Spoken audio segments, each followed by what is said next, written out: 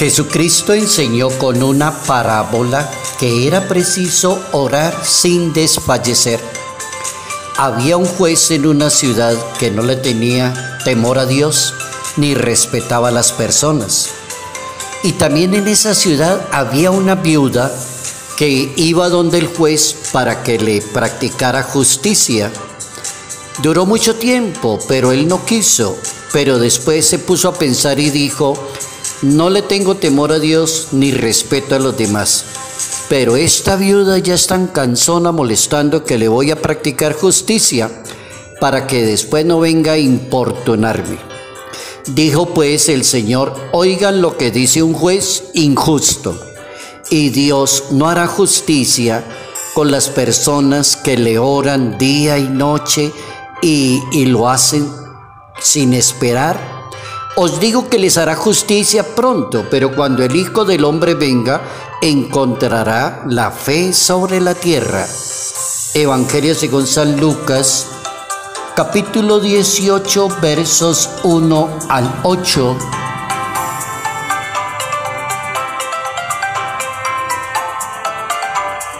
Nuestra perseverancia en la oración. Notas amables a la palabra de Dios, sábado 18 de noviembre, año 2023.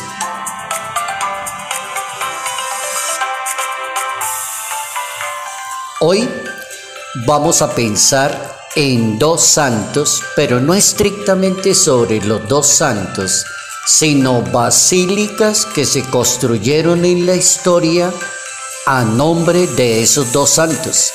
Existen dos basílicas y las dos quedan en la ciudad de Roma. Las dos fueron decisión del emperador Constantino en esa época romana.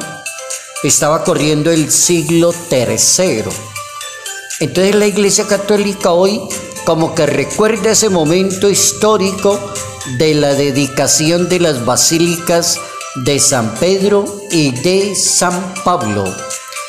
El templo es la casa de Dios, decía el Papa San León Magno, y tiene toda la razón. El templo es casa de Dios y hay que verla desde ese punto de vista. Allí es la casa para escuchar la palabra de Dios, para recibir tantas gracias de Dios. Son dos basílicas. La primera se llama la Basílica de San Pedro, que está ubicada allí en la ciudad del Vaticano, dentro de la ciudad de Roma, que ya es Italia, pero está allí, pegadito, está la ciudad del Vaticano. ¿Cómo fue construida? Sobre la tumba del apóstol San Pedro.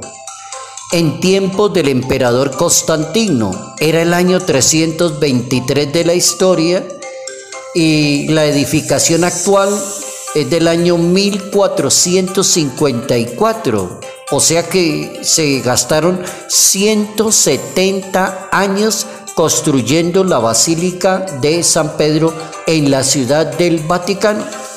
Empezó con el Papa Nicolás V y terminó con el Papa Urbano VIII, quien la consagró en el año 1626.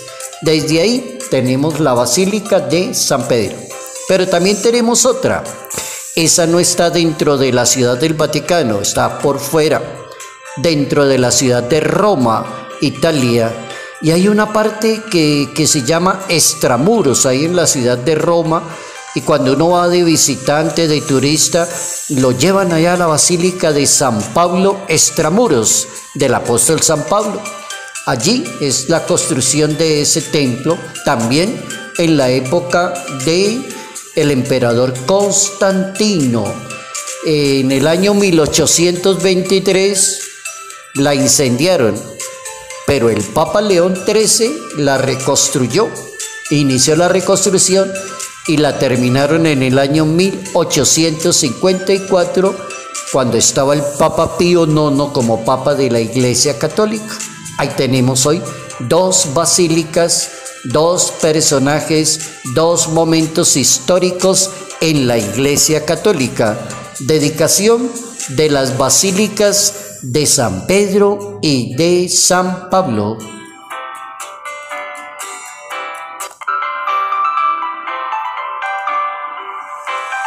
Nuestra perseverancia en la oración. La oración debe ser perseverante. Esa es una buena definición. Hay muchas, sí señor, hay muchas oraciones. Hay oración del sacrificio, hay oración de alabanza, hay oración en silencio, hay días de oración, noche total en oración, todo el tiempo en oración. Hay cantidad de posibilidades en oración. Hay oraciones cortas y hay oraciones largas. Entonces, no acometamos el error de creer que una oración vale porque sea corta o porque sea larga, porque vaya al sitio o porque no vaya. No cometamos ese error. La oración ya está determinada en la Santa Biblia. La oración tiene allí como un sello que se llama perseverancia.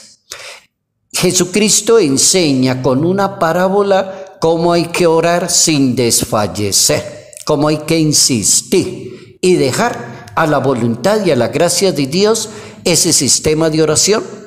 No jugar con la oración, no manipular la oración, no cobrar por la oración, que me parece gravísimo. Como decirle, yo le vendo una oración y verá que le arregla ese problema que usted tiene. Yo le tengo la solución, ¿verdad? Sí, señor. Le vale tanto. Mira, aquí le vendo esta oración que es muy buena. No, señor, eso no. Eso es grotesco en materia de fe y de vida espiritual. Lo que enseña la Biblia es hacer personas perseverantes en la oración. Esa es la máxima que enseña. Perseverantes en la oración, y para eso el Señor cuenta una parábola en el capítulo 18 del Evangelio según San Lucas, donde había una viuda que duró cantidad de tiempo insistiéndole al juez del pueblo que le hiciera justicia, hasta que Dios le hizo el milagrito y el juez dijo, pues por quitarme esta viuda de encima que está tan cansona, le voy a hacer el proceso y así no volví a molestar. Perseverancia en la oración. Entonces allá tenemos un primer sellito de la oración. ¿Cómo debe ser la oración? Perseverante. Ahí no habla que sea corta ni larga, ni que cierre los ojos o no los cierre. Ahí está hablando es que usted sea una persona perseverante. Perseverante es que no se le olvide la oración. Perseverante significa que sea una persona constante en materia de oración. Perseverante significa que usted cumpla con su propia oración personal. Puede ser en la mañana, puede ser en la tarde. En la oración al acostarse es una oración muy beneficiosa porque es una oración que permite como evaluar el día y dedicarle a Dios, pedirle el día que sigue, el día siguiente. Hay oraciones así que los campesinos tenían tan bonitas, donde le daban gracias a Dios y concédeme, Señor, si es la santa voluntad, concédeme una santa muerte, si es tu voluntad, y se acostaban a dormir y le daban gracias a Dios. Entonces ya tenemos un cálculo que se llama perseverancia en la oración. La historia de la salvación narrada en una Biblia nos enseña a aprender un vocabulario de la perseverancia, un lenguaje, un medio para entrar en comunicación con Dios. Vamos a dar un ejemplo. Abraham aparece en la Santa Biblia y él es el papá de la fe. Es el padre de los creyentes, es el ejemplo de una persona que escucha, que habla con Dios, se comunica con Dios y le obedece a Dios. Ahí tienen ustedes una persona de oración. No es un rezandero, como decimos en español latinoamericano, rezandero. Es diferente a una persona de oración. San Vicente de Paúl, que es un excelente santo, circuló en el siglo XVI en la historia de Francia, y San Vicente de Paúl tiene una frase interesante que decía, deme una persona que sea de oración, no rezandero, de oración, y será capaz de hacer miles de cosas, porque es de oración. Ahí tenemos a Abraham, una persona de comunión con Dios. Tenemos a Moisés, que mantenía en una relación comunicándose con Dios permanentemente. Tenemos los patriarcas en la Biblia, que también fueron personajes que se comunicaron con Dios. Tenemos los profetas que se comunicaban con Dios y después de que se comunicaban con Dios hablaban con el pueblo para no cometer errores. También tenemos que orar es hablar con Dios. Orar es comunicarse con Dios. Orar es expresarle a Dios nuestros sentimientos, nuestras inquietudes. Orar es permitir que el Espíritu navegue en la gracia de Dios. Oigan esas definiciones tan bonitas de oración. Y ahora me acabo de acordar de un santo en la historia que iba todos los días a saludar a mi Dios, al Santísimo Sacramento que está allí en todas las parroquias, en los templos parroquiales. Y iba a saludarlo y le decían, alguien le llamó la atención y dijo, usted viene todos los días y se arrodilla y se queda mirando para ese lado. Entonces, y dice, ¿usted qué hace? Entonces, no, yo lo miro y él me mira, ¿sí? ¿Cómo lo sabe? No, yo lo sé por mi oración. Yo vengo y lo miro, lo saludo, hablo con él y sé que me está mirando. Con eso me voy contento para la casa. Y llegó a ser santo. Esa era la oración y así la manejaba ese santo. El Hijo de Dios nos da ejemplo de su capacidad de oración. Desde que inició el ministerio de Jesucristo hasta que lo llevó al culmen en el madero de la cruz, siempre hubo la oración. En todo momento hubo la oración. Jesucristo arrancó con la oración desde el bautismo, que Juan lo bautizó en el río Jordán, y el momento de oración fue tan solemne que se abrió el cielo en dos partes y se escuchó una voz que decía, ese es mi Hijo, hay que obedecerle a él. La oración, Jesús fue a elegir a los apóstoles, entró en oración. Jesús sintió que necesitaba prepararse con su Padre Celestial. De cuando los apóstoles decían, se fue, no sabemos dónde está, lo encontraban haciendo oración. Cuando llegó el momento de morir, se fue e hizo su oración, la oración en el huerto de los olivos. Estando ya en el madero de la cruz, las 7 palabras que nombran, así como 7 palabras, es la oración de Jesús de Nazaret. Padre, perdónalos porque no saben lo que hacen. Comenzó a orar para terminar su vida en esta tierra. Nunca hay que abandonar la oración, hay que perseverar en ella. Si Jesucristo, siendo el Hijo de Dios, siendo Dios mismo, no se apartó de la oración, nosotros que somos humanos y erramos, ¿por qué vamos a abandonarla? No, Señor. La perseverancia es una virtud que nos permite tener firmeza y constancia en la oración, en lo que hacemos, en lo que cumplimos y en lo que nos comprometemos. Ahora miremoslo desde la Biblia. Existen 3 parábolas para hablar de oración, de personas de oración. Por ejemplo, la oración debe ser insistente. El amigo inoportuno. En la Biblia hay una parábola que se llama el amigo inoportuno. Si llega un amigo a medianoche, inoportuno, al menos levántese a atenderlo por ser inoportuno. Capítulo 11 del Evangelio de San Lucas. Oración sin cansarse al estilo de la viuda, pertinaz. La viuda insistente en que le hagan justicia.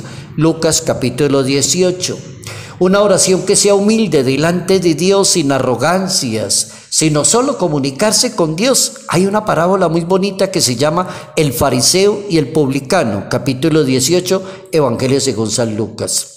Y el apóstol San Pablo recomienda una oración que sea una oración continua, permanente. El apóstol San Pablo, recen constantemente y en todo denle gracias a Dios. Primera carta a los Tesalonicenses, capítulo 5. Y termino la reflexión recomendando al Papa Francisco. El Papa Francisco dice, la oración debe ser continua, permanente. Nunca nos abandonemos de la oración. Siempre seamos personas de oración.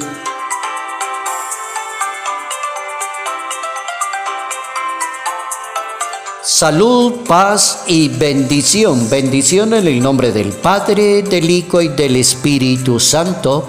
Padre Jairo Yate Ramírez, Arquidiócesis de Ibagué.